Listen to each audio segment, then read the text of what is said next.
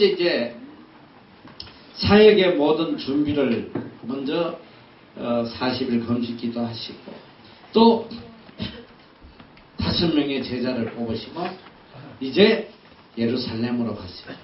근데 예루살렘에 6월절에 딱 갔더니 예루살렘이 어떤 모습이냐면 이 예루살렘에 6월절 제사를 지내기 위해서 전 세계 각국에서 이제 사람이 오는데 여러분이 알다시피 이 하나님 앞에 이제 제사를 드리기 위해서는 양도 잡고 소도 잡고 자기 형편에 따라서 뭐 또 어려운 사람은 이렇게 비둘기도 잡고 뭐 여러 그러니까 이 예루살렘 성전 앞에는 이렇게 제물에 드릴 이 제단에 드릴 제물을 잡는 그러니까 이제 양의 피를 잘라서 이렇게 제단에 쏟아붓고 또 제사를 지내고 뭐 소도 잡고 뭐 이런 제사를 지내는데 성경에 보면 하나님 앞에 제단에 드릴 제물은 가장 흠이 없고 가장 깨끗하고 가장 아름다운 것으로 드려야 돼요.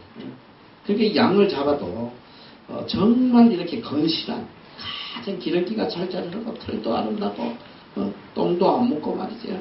깨끗하고 이런 미스 코리아 같은 그런 양을 갖다가 잡아야 되는데 한번 생각해봐. 이 멀리서 갈릴리에서 혹은 또 먼 곳에서 이제 이 양을 데리고 또 이렇게 제단에 바치려고 오다 보면 이 양이 걸어다 보면 발톱도 좀 까지고 말이죠. 피도 좀 나고 막 이럴 거 아니야.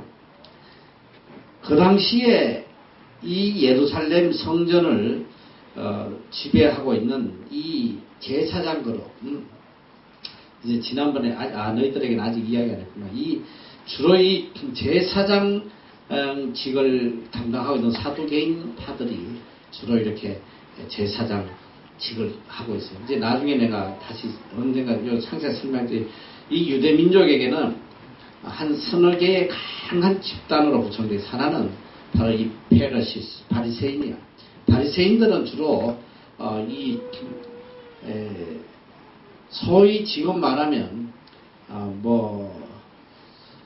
좀 교회에서 이 제사장, 이 목사 이런 사람들은 아니고 성경을 가르치는 말씀을 가르치는 뭐 좀 시기에 구역장 뭐 그런 건가 뭐 어쨌든 일반인들 평신도들에게 상당히 이렇게 말씀 선생님이야. 그러니까 저 소위 말하면 성경 말씀을 가르치고 종교적으로 이끌어가는 그런 그룹이 바리새인들이 집합이고 바리새인들이 유대인들에게는 가장 존경받는 리더 그룹이었어. 그 다음이 뭐냐면 이 바로 제사장 그룹이야. 제사장 그룹은 바로 이 다윗 시대 때 있었던 제사장 사독의 후손들로 구성돼서 사두개인이 되는 사두개인. 지금 이 제사장, 대제사장 이런 그룹들이 이제 사두개인들이 잡고 있는데 그 당시에 이 예루살렘은 로마의 속국으로 있었어요. 그리고 이거 로마가 모든 정치적으로 이 유대 땅을 이스라엘을 통치를 하지만은 종교에서는 건드리잖아. 종교에는 독립을 줬어. 그러니까 여러분이 이제 사도행전에도 보면 내가 이제 바울의 이제 선교 여행 때 보면 바울이 이제 예루살렘 성전에 들어가서 잡혀가지고 빌립보 감옥에 2년 동안 끌려가는데 그 이유가 뭐냐면 이방인을 데리고 성전에 들어왔다. 사실 데려가지도 않았는데 누명을 씌워가지고 성전을 모독하면 그 재판권은 누가 갖고 있냐면 제사장들이 갖고 있어요. 성전을 모독하는 어떤 인간들도 사형을 시킬 수 있는 권한이 이 바로 제사장들이 갖고 있었단 말이에요. 얼마나 권한이 강해. 일반 형사범들은 로마의 법에 따라서 죽이고 십자가에 못 박고 하지만은 이 종교 재판은 바로 이 유대인들, 제사장, 이 산에 들인 공예 이런 것들이 나와요. 이런 종교 집단들 그 회의가 있어서 결정해가지고 죽이면 죽여버려요. 근데 이 예루살렘 성전 안에 굉장히 그 법이 강했어요. 자, 그런데 그때 이 어마어마한 특권을 가진 대제사장은 누가 임명을 하냐면 그 대제사장은 로마에서 임명을 합니다. 그러니까 이 대제사장이 되려면 누구에게 잘 보여야 되냐? 로마에게 살고 있다. 그러니까 로마에게 갖다 바쳐야 돼. 막 뇌물을 안 바치면 안 돼. 그러다 보니까 이 종교가 부패하기 시작해. 그 바칠 돈을 만들 수 있는 유일한 길이 뭐냐? 바로 이거야. 6월절 때 대복 보는 거야. 자, 오면 이제 뭐냐? 6월절에는 첫째로 오면 세계 각국 사람들을, 그러니까 자국의 돈들을 가져오면 거기서 이 이스라엘 돈으로 환전을 하는, 돈을 바꾸는, 이제 성전에, 예루살렘 성전에 어떤 모습인지 이제 나온단 말이야. 자, 이 예루살렘 성전에 보면, 대강 이제 내가 이렇게, 성전에 이제 이렇게, 만약에 성전이다, 이렇게 성전에 여기 이제, 제사를 드리면, 바로 이 성전 안에 많은 이렇게, 가판대들이 있어. 이게 뭐냐면, 여기서 이제 돈도 바꿔주는 거야. 뭐, 저기, 소아시아 돈 가져오고, 바벨론 돈 가져오고, 뭐, 이런 거 오면 이제 환전해주는. 거기서 돈을 바꿔서 그걸 가지고 뭘 사냐면 제수용품을 사요. 제사 드릴 때 필요한 양들도 사고, 또 뭐 이런 제사 드릴 때 입을 옷도 사고, 이런 돈도 매매하고 비둘기도 팔고 뭐 이러는데, 그런데 이 감람산에, 그 예루살렘 근처에 있는 이 감람산에 이 제수용품을 파는, 그러니까 뭐 어마어마한, 뭐 남대문 시장 같은 게 이제 거기 이 제사에 필요한 용품을 파는 데가 있어. 그걸 누가 운영을 하냐면 이 대제사장 그룹들이 하는 거야. 그걸 통해서 돈을 만들어. 얼마나 비리가 많은지. 그러니까 이게 대제사장들이, 그룹들이 이때 대목을 보는 거야. 막 그게 이게 가판데도 팔아먹겠지 뭐. 장소 자리세 받고 말이지. 제수용품. 그리고 이제 자기 집에서 애지중지 키워가지고 양을 가지고 하나님 앞에 드리겠다고 왔는데, 그걸 검사하는 사람이 누구냐? 이것도 제사장들이야. 뭐야 이거 제물로서 이게 합당한지 아닌지. 뭐야 이거 발톱이 깨졌잖아. 안 돼 이거. 이 혐 있는 거 안 돼. 이거 뭐야 이거 피나잖아. 안 돼. 얘는 왜 털이 이렇게 떡이 묻어서 안 돼. 뭐 이래가지고 다 빠꾸 시켜가지고 계속 이 물건을 팔고 장사를 하고. 그 예수님이 예루살렘 성전에 다 가서 봤더니 이거는 무슨 완전히 강도의 소굴이야. 강도의 소굴. 하나님 옆에 제사를 드리는 곳이 아니다. 거기서 매매하고 장사하고 돈을 착취하는 그런 강도의 소굴이 돼요. 첫 번째 예루살렘에 가셔서 예수님이 하신 일이 뭐냐면 예루살렘 성전을 엎어버린 거야. 청결을 한 거야. 내 집은 만민이 기도하는 집인데 너희들이 강도의 소굴로 가. 그냥 채찍으로 그냥 장상을 다 쫓아내고 막 산 다 엎어버리고. 너희들 한번 생각해봐. 상상이나 되겠어. 너 성전에 가서 함부로 행동하면 사형을 시켜. 사형. 성전을 모독하면 사형을 시키는데 뭐야 이거 어디서 초원에 산 촌놈이 하나 올라와가지고 갑자기 그냥 겁도 없이 말이지 다 뒤엎어버리니까 어떻게 되겠어. 예루살렘 성전이 이건 뭐 그냥 초피상이거든요. 도대체 저기 누구인데 저 친구가 도대체 누구길래 여기 와서 저런 겁없이 저런 행태를 하나. 그러니까 첫 번째 예루살렘의 사건을 통해서 예수님이 완전히 매스컴을 탄 거지. 지금으로 말하면 톱뉴스 9시 뉴스에 막 특종 기사로 나올 거잖아. 근데 그 당시는 당연히 TV가 없었지만은 입을 통해서 이야 예루살렘에 이럴 일이 있었다. 그런데 대제사장 그룹이 예수를 가만두겠어. 어디 당장 잡아서 처형해라. 그런데 처형을 못해요. 그 이유가 뭔지 알아? 자, 그 이유를 보여줄게. 자, 일단 여기 보면 예수께서 성전에 올라가셨는데 성전 안에 소와 양과 비둘기 파는 사람들과 돈 바꾼 사람들의 앉은 것을 보시고 노건으로 채찍을 만들어서 양이나 소를 다 성전에서 내쫓으시고 돈 바꾸는 사람 돈을 쏟고 상을 엎으시고 비둘기 파는 사람에게 가자 내 아버지의 집으로 장사하는 집을 만들지 말라. 자, 넘어가서 보면 쭉 이러는데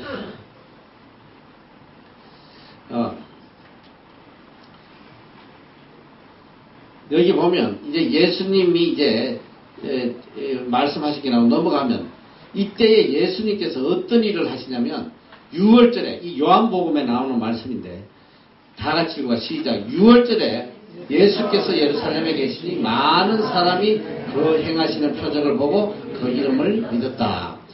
첫째는 뭐냐면 첫 번째 예루살렘에 가셨을 때에 예수님이 많은 기적을 보시고 병자들 죽은 자 일으키고 병자들 고치시고 이미 예루살렘에 예수님께서 들어가실 무렵에 이미 예수님을 따르는 많은 제자들이 생겼어요. 무리가.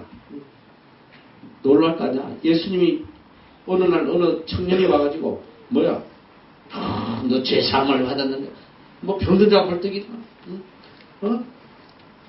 장님이 눈을 뜨고 기머리가 막 안전뱅이가 일어나고 죽은 자가 일어나고 너희도 한번 상상을 해봐. 갑자기 슈퍼스타가 된 거죠. 그런데 예수의 제자를 삼고 세례를 주는 것이 요한보다 많다 하는 말을 바리새인들은 든 줄 알았다. 예수님께서 세례를 주신 건 아니야.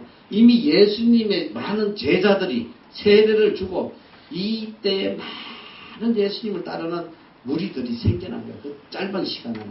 그러니까 예수님께서 엎으셔도 워낙 추종자들이 많으니까 이 예루살렘 제사장들이 어떻게 할 바를 모르고 있는 거지. 그러니까 잘못 건들 때 큰일 나겠다.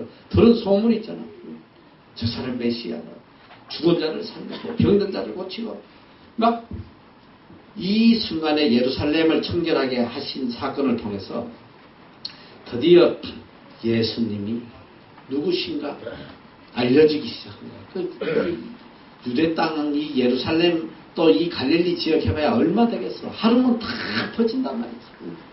드디어 예수님의 존재가 드러나기 시작합니다. 그 반면에 또 어떤 일이냐. 제사장 그룹들이 이제 눈에 불을 켜는 거야. 도대체 그게 누구냐? 2단이냐 3단이냐 이제 막 초비상이 걸린 거지. 우리를 감히 대적하는 저 사람이 저 도대체 누구냐. 이제 눈여겨보기 시작하는 거야. 드디어 예수님을. 자, 넘어가서 보면 두 번째. 아까 두 번째 넘어간다. 그 예수님 제자 만나고 나왔지. 자, 이제 예수님이 6월절에 가셔서 한 것이 뭐냐면 예루살렘에 가서 니고데모라는 사람이 예수님을 찾아와요. 이 사람 누구냐면 사내들이 공인이고 바리새인이야. 하나님 나라에 크게 관심을 가지고 본어게인 중생의 교리를 들으러 왔던 이야기인데 여기 왜 이렇게 니고데모를 중요시하냐면 처음 예수님의 사역에 드디어 이 종교 지도자인 바리새인이 예수님을 따랐다는 게 이게 중요한 거예요. 그래서 이 니고데모는 만약에 그 당시에 일단은 예수님이 출연하니까 바리새인들은 전부 다 이단으로 죽이려고 그래요. 저 거짓 사도가 나타나서 사람을 미혹해 한다. 그런 와중에 바리새인으로서 또 사내들인 공의 회원으로서 예수님을 낮에 가서 만난다는 건 자기 모가지를 내놓는 거예요. 그런데 뭔가 저분이 메시아 같고 뭔가 저분한테 가서 진리를 듣고 싶고 그게 밤에 몰래 예수님을 찾아가요. 그런데 와서 이제 당신은 하나님께로서 오신 선생인 줄 아는데 하나님이 함께 하시지 않으시면 당신의 행하시는 이 표적을 아무도 할 수 없다. 그러니까 표적을 보고 엄청난 표적을 보고 분명 당신은 하나님의 아들이다. 예수님 표적을 보이신 이유가 바로 하나님의 아들임을 증명하시기 위해서 보이셨다. 그런데 예수님은 사실은 표적, 기적을 행하는 게 그게 예수님의 목적이 아니야. 예수님은 오직 천국 복음, 영생, 죄사함, 구속, 이터널 라이프, 영원한 하늘나라에서 영생하는 그걸 가르치시는데 그걸 믿게 하기 위해서 어쩔 수 없이 표적을 보이시는 거예요. 표적은 천국 복음을 전가하기 위한 하나의 수단으로 보여주신 것이 표적이다. 이 표적을 보고 와서 이제 물을 때에 예수님께서 진실로 진실로 내게 이르노니 사람이 거듭나지 않으면 하나님 나라를 볼 수 없다. 본어게인 중생의 진리를 알려줘요. 여러분 우리가 예수 믿는 거 뭐냐? 본어게인 하는 거야. 이미 우리 세상에 우리는 예수 그리스도와 함께 십자가에 못 박혀 죽은 거야. 예수 그리스도를 믿고 우리가 거듭나면 우리는 새 생명으로 사는 거야. 우리의 과거의 모든 생명들은 다 십자가에 못 박는 거야. 그래서 갈라디아서 2장 20절이 그렇게 유명합니다. I have been crucified with Christ. I no longer live, but Christ lives in me. 내가 그리스도와 함께 십자가에 못 박혔나니 이제는 내가 산 것이 아니라 내 안에 그리스도께서 사신 것이다. 내가 육체 가운데 거하는 것은 나를 사랑하사 자기 몸을 버리신 하나님의 아들 예수 그리스도를 믿는 믿음 안에 사는 것이다. 이 갈라디아서 2장의 10절. 이 복음이 뭐냐? 우리가 born again, 그리스도 안에서 다시 태어나는, 거듭나는 거예요. 새 생명으로 거듭나는 거예요. 예수님은 표적을 보고 찾아온 니고데모에게 제일 먼저 천국 복음, 중생의 진리를 알려줘요. 그런데 이 니고데모가 계속 헛소리하는 장면이 나와.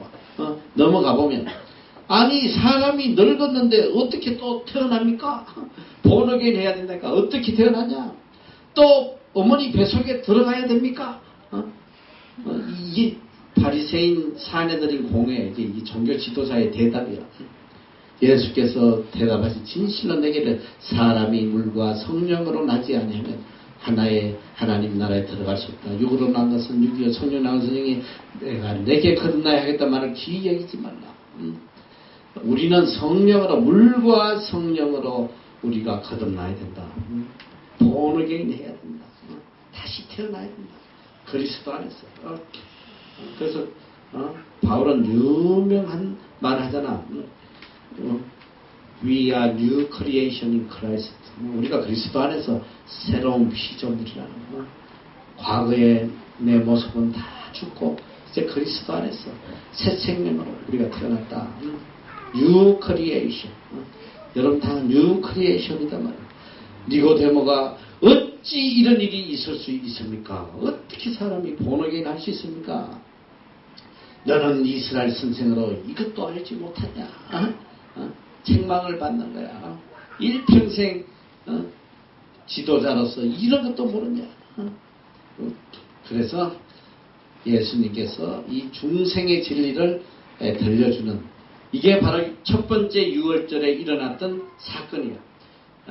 이제 여러분 성경 읽으면서 이런 일들은 첫 번째 공생의 1년에 일어났던 일이구나. 이걸 기억하면 돼요. 자, 넥스트. 자, 이제 예루살렘에서 이제 사역을 끝내시고 어디로 이동하시냐면 다시 우리가 그 이야기를 했잖아. 자, 이 시기적으로는 유월절을 가지고 예수님의 사역을 구분하고 또 지리적으로는 예루살렘과 갈릴리 지역으로 구분한다. 자, 이제 우리가 이렇게 보면 자, 첫 번째 유월절, 첫 번째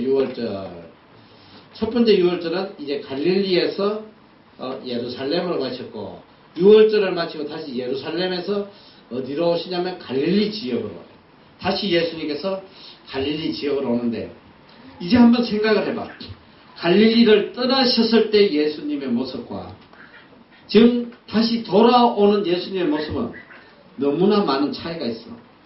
그동안은 목수 요셉의 아들 쟤 목수 아니야.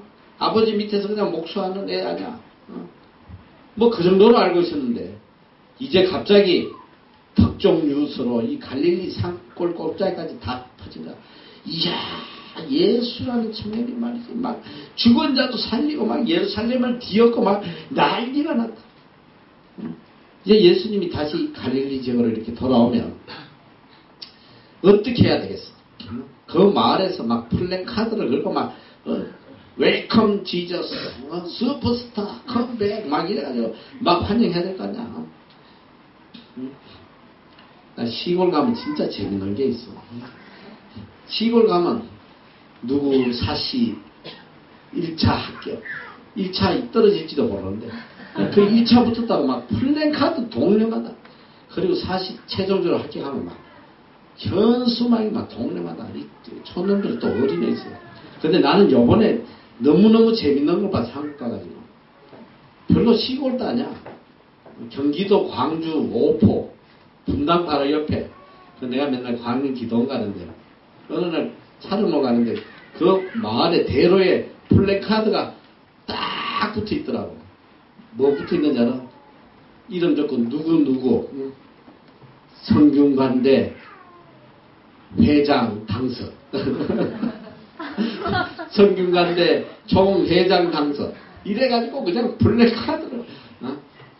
정말 너무 웃기더라. 자, 이제 예수님이 돌아오시면 사실 막 이 갈릴리 지역에서 막 예수님은 야 하나님이 메시아 아닌가 막 대대적인 환영을 해야 되는데, 자 어떤 일이 일어나나 보면, 자 일단은 이제 예루살렘으로 가시는 길에 어떤 일이 있었냐.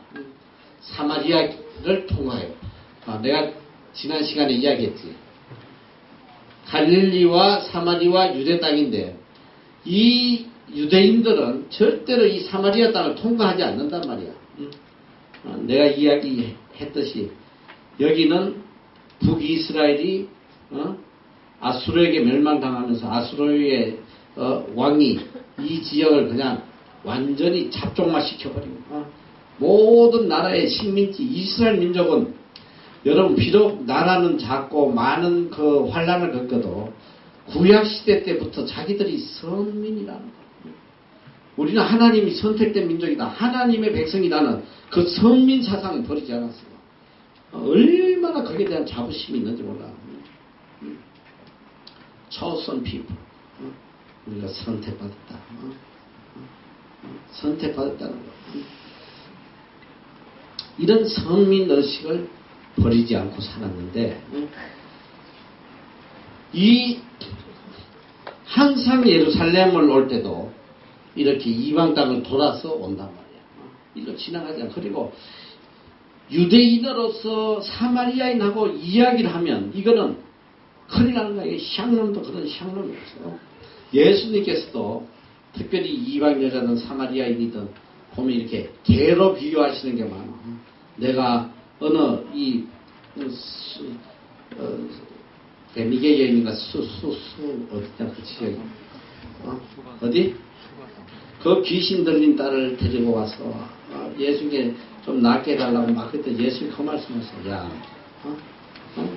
내가 자녀들을 위한 것을 개에게 취할 수 없다.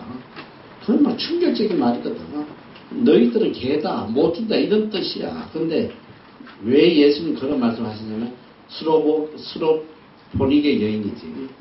그 여인의 믿음을 보시기 위해서 하신 말씀인데, 어쨌든 이 사마리아인들은 그 당시에 개 취급을 합니다. 이야기를 하면 큰일 나. 그럼 건너가서도 안 돼. 근데 예수님께서 이 갈릴리로 가시면서 바로 이 사마리아 땅을 통과하시면서 수가성에서 사마리아의 한 여인을 만나요. 그래서 여인을 만나서 나에게 물을 좀 달라고 할 때에 이 여인이 그래, 당신은 유대인으로서 어떻게 사마리아인인 나에게 물을 달라고 하느냐.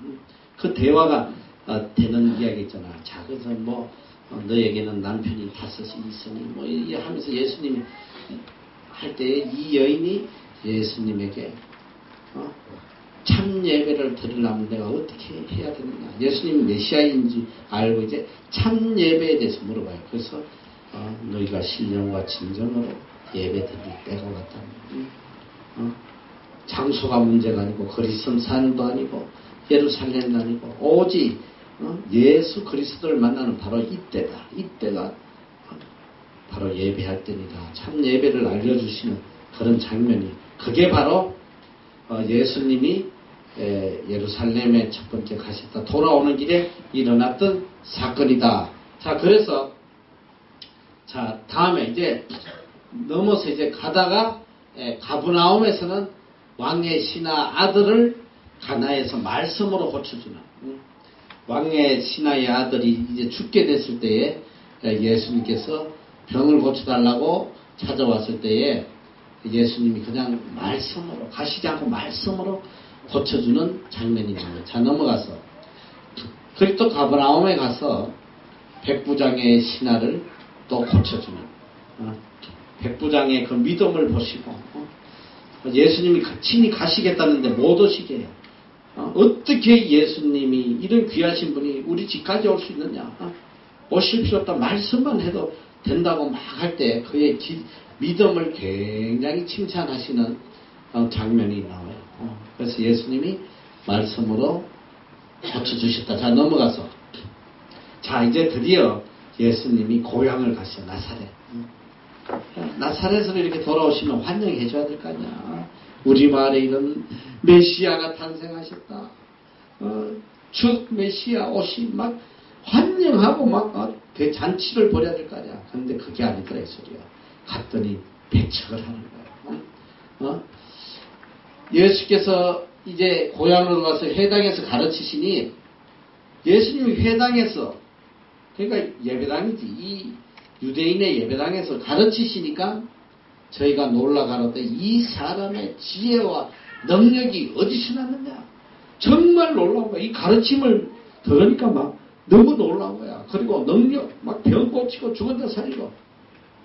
그러면 예수님을 환대해야 될 거 아니야. 그런데 이는 그 목수의 아들 아니냐. 그 모친 마리아 형제 야고보 여섯이면 유다 그 누이도 우리가 다 함께 있지 않냐. 그런데 이 사람의 모든 것이 어디서 나냐. 막 시기 질투 막 배가 아파가지고 어떻게 하냐. 예수를 배척한지라.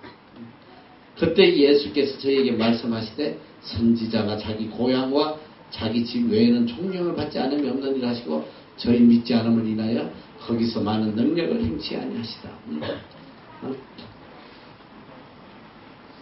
그래서 이게 인간들은 이렇게 악해요. 그리고 제일 너희들이 이 목회자가 자기 태어난 마을에 가서 목회하는 게 사실 제일 어려운 거예요. 내가 볼 때는 자기 태어난 마을에서 목회를 잘하고 있으면 참 훌륭한 사람이에요. 왜? 어릴 때 잘했어. 남의 참외밭에 가서 막 두둑지 사고 맨날 수박 따먹고 맨날 그 집 했으면 나는 고향에 절대 못 가요. 내 과거를 알면 어느 누구도 예수 안 믿어. 나는 주로 남의 집에 가서 새부치를 다음 차로 엿을 받고 먹었어. 초등학교 때 막 일평생 그 집만 했어. 새만 보면 막 미치는 거야. 너무 엿이 먹고 싶어가지고. 너희들 나는 요새 이해가 안 돼. 왜 엿 먹으라면 왜 싫어하는지 모르겠어. 나는 엿 주면 너무너무 감사하겠어. 내가 한번 이 설교했더니 우리 자매가 한국 돌아가고 뭐 울릉도 호박엿이라고 몇 봉지를 사서 보냈다. 목사님 엿 드세요. 마음껏 드시죠. 요새는 그런 인간도 없어요. 엿 사보내는 인간이 어디 있어. 너희나 엿 먹어라. 엿 많이 먹어. 내가 얼마나 참 어릴 때는 정말 내가 너무너무 우리 때는 먹을 게 없으니까 너희들은 상상이 안 될 거야. 우리나라가 어떤 나라였는지 얼마나 하나님의 축복 속에 살았는지 먹을 게 없었어요. 우리는 학교에서 가면 그때 미국 사람들이 옥수수 가루 원조해주면 그걸 끓여서 한 컵씩 주면 그게 전심이야. 그리고 어쩌다가 뭐 밀가루 빵이라도 좀 나오면 뭐 이건 뭐 밀가루 빵을 이렇게 급식을 해주는데 꼭 이렇게 한두 개가 남아요. 그럼 이제 선생님한테 잘 보이는 애들 하나씩 더 주거든. 그거 하나 잘 보여서 더 받아보려고 얼마나 애를 쓴지 몰라. 나는 한 번도 못 받았어. 암만 애를 써도. 난 너무너무 이 엿이 먹고 싶어서 한번 그런 기억이 나요. 내가 우리 옆집에 이렇게 마루가 있잖아. 옛날에 마루 밑에 이렇게 그릇들을 많이 넣어놨어. 제사 지낼 때 막 닦아서. 근데 우리 옆집에 보니까 그 그릇들하고 이 숟가락들이 많이 있더라고. 그 내가 지금 알기로는 국민학교 한 2, 3학년 때로 알아요. 초등학교. 들어갔어. 가지고 엿 받고 먹으려고 이제 숟가락을 한 뭉치 이렇게 들고 이렇게 딱 나왔는데 나한테 어떤 놈이 서 있어. 그러니까 바로 그 집 아들이야. 그때 그 놈이 고등학교 2학년이었어. 나는 초등학생인데. 아, 그 놈이 인상도 더러워요. 그런데 딱 보더니 아이 자식아 뭐 하는 거야 이러면서 그 어린애를 귀샤대기를 얼마나 때리는지. 아, 그놈 성질이 더럽다. 그래서 나는 또 그 어린 때도 또 내 할 말 다 얻어맞으면서 왜 때리냐고. 왜 때려? 막 나도 되들었지. 니네 숟가락 내가 닦아주려고 그랬는데 왜 때리냐고. 깨끗이 닦아 넣어주려는데 왜 때려? 막. 그런데 나중에 우리 어머니가 내가 그 얻어맞는 걸 아시고 얼마나 마음이 아프겠어. 우리 어머니가. 어진애가 그 얻어맞는 그러니까 평생 남한테 싫은 소리 안 할 때 우리 어머니가 개보면 많이 야단치더라고. 왜 얘를 때리냐고 막. 그리고는 우리 어머니가 뭐 먹을 것만 있으면요. 이 광에다가 아무도 모르는데 숨겨놔. 안 줘 우리를. 그래서 손님 오면 주고 또 목회자들 전도사들 부산에 갖다 주고 맨날 이래요. 근데 그때는 얼마나 참 마음이 안 됐는지 우리 어머니가 깊숙이 숨겨놓은 빵을 하나 꺼내서 나를 주시더라고. 이거 먹으라고. 그렇게 비참하게 사는데 근데 세월이 흐르니까 참 재밌어. 어느 날 내가 소식을 들었더니 나를 귀샤대기 때린 그 인상 더러운 놈이 목사가 돼 있더라고.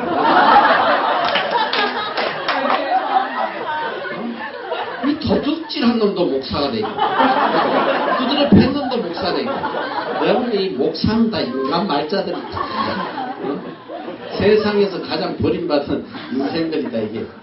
보너게인 해가지고 보너게인 거듭났어. 목사가 돼 있는 거야. 왜 그래? 이 신하세도 조심해. 과거들이 다 별로 안 좋아. 그래서 나는 우리 동네 못 가요. 내 과거를 알면. 근데 내가 요 근래에 우리 고향에 가서 집회를 여러 교회 했잖아.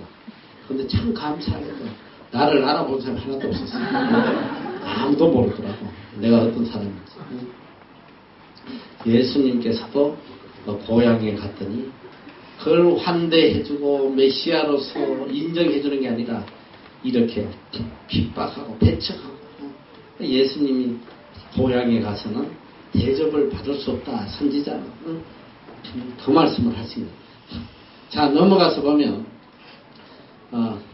이제 드디어 이제 가버나움의 갈릴리 사역이 본격적으로 시작되는 가버나움에서 예수님께서 예루살렘에 가시기 전에 미리 한번 이렇게 사전 답사를 하시고 예루살렘에 갔다 오시고 다시 가버나움에 가서 본격적인 사역을 하신다.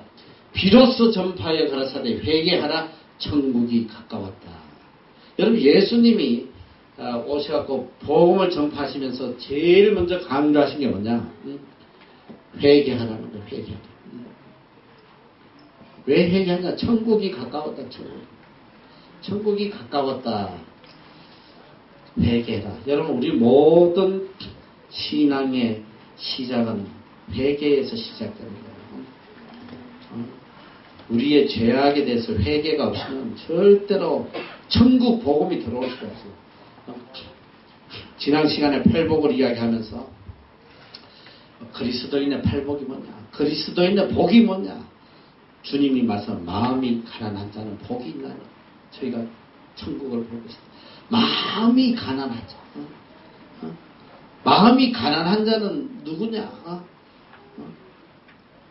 세상에 대해서 깨끗한 세상에 욕심이 하나도 없는 그 아무 세상에 대한 욕심이 없는 이런 마음이 가난한 자가 뭘 하냐? 바로 애통한단 말이야. 마음이 가난한 자 복이 있다. 그 다음에 애통하는 자는 복이 있다. 애통이 뭐냐? 자기의 죄악을 가지고 가슴을 찢으면서 회개하는 이 사람이 애통하는 사람이에요. 애통하는 사람은 일단 마음이 가난해요. 마음이 가난한 자만이 애통할 수 있고 애통하는 사람에게 천국 복음이 들어가는 거예요. 세상에 그냥 오만 잡탱이가 가득 차 있는데 무슨 회개가 나오고 무슨 천국의 복음이 들어가겠어. 마음이 가난하고 애통하고 또 이 애통하고 나면 또 하나님께서 온유케 하시고 그 결국은 뭐냐? 온유한 자만이 긍휼할 수 있고 긍휼한 자만이 화평할 수 있고 그런 자만이 을을 위해서 핍박을 받으신다. 천국 복음을 위해서. 그리고 그 복된 자들의 마지막이 뭐냐? 하늘의 상이라는. 하늘의 상으로 인해서 기뻐하고 즐거워하는, 그게 이제 예수님 안에서 그리스도인의 참 복이다. 그 이제 팔복에서 우리가 배웠는데, 자, 예수님이 이 땅에 오셔서 제일 먼저 외치신 것이 천국이 가까웠다. 회개하라는 거. 회개하라는 거.